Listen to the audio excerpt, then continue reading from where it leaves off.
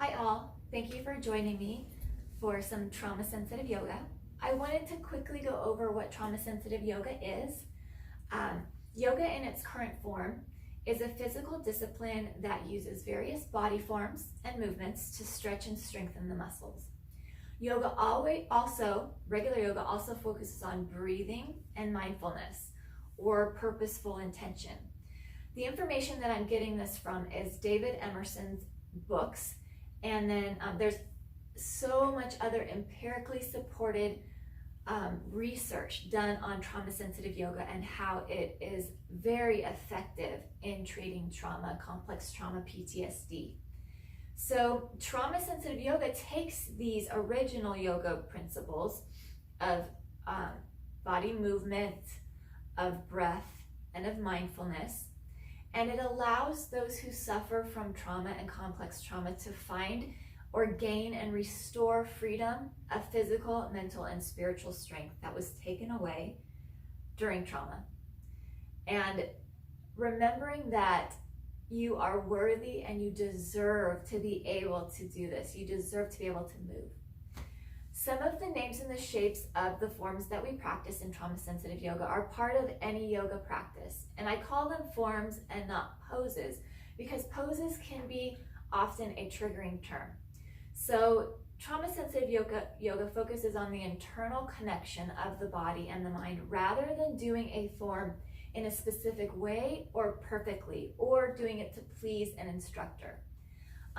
Looking at the movement like this gives you power over how you express the movement, over how the movement is felt in your body, and over what the movement may mean to you, or the non-movement. That is the choice. So breath is also a vital part of yoga. However, in trauma-sensitive yoga, we don't focus on a specific way of breathing, though breath may be one of the most important or best ways of bringing trauma down, of calming panic and anxiety. We recognize it can also sometimes be a trigger. So freedom in breathing is very important in trauma-sensitive yoga. So if at any time any of the breathing is too uncomfortable for you, then don't go there. You don't have to do that.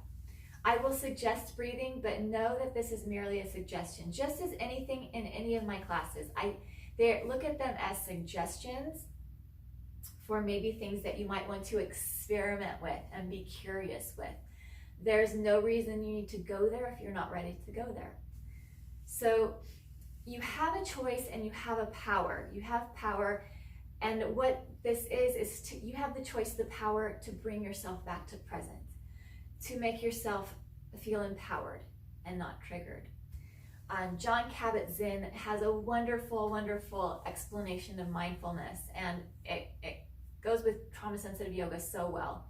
In trauma-sensitive yoga, mindfulness is not calming the waves that crash in our brains and in our bodies, but mindfulness is learning how to surf those waves. It's learning how to recognize or relearn the body sensations. It's learning how to smoothly maybe begin to move through those trauma areas, to ride those trauma waves, to ride that panic and anxiety in empowered and confidence. So the body sensations and the experience of the body, bringing all that together and the mind together, that's called Enteroception. And Enteroception is a very important part of trauma-sensitive yoga. It's the ability to feel activity on the interior part and the interior self. And it's like to feel your stomach rumble, or to feel your heart beat, or to feel your muscles stretch. So this interior relationship of the body and the mind often is corrupted or damaged or even broken during trauma.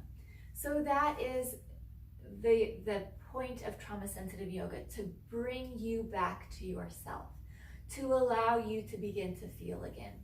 Like I said, trauma-sensitive yoga is a proven treatment. It's an intervention for trauma and complex trauma and PTSD. And it has the three theoretical underpinnings of trauma theory, of neuroscience, and attachment theory.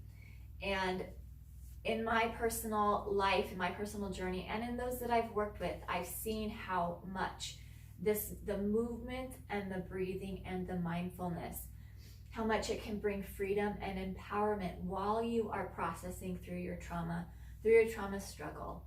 And this is especially very important during the times that we are all going through right now. So I wanted to share that with you, just a little kind of brief intro to trauma-sensitive yoga. Thank you for joining me, and I hope that you have a blessed, wonderful class.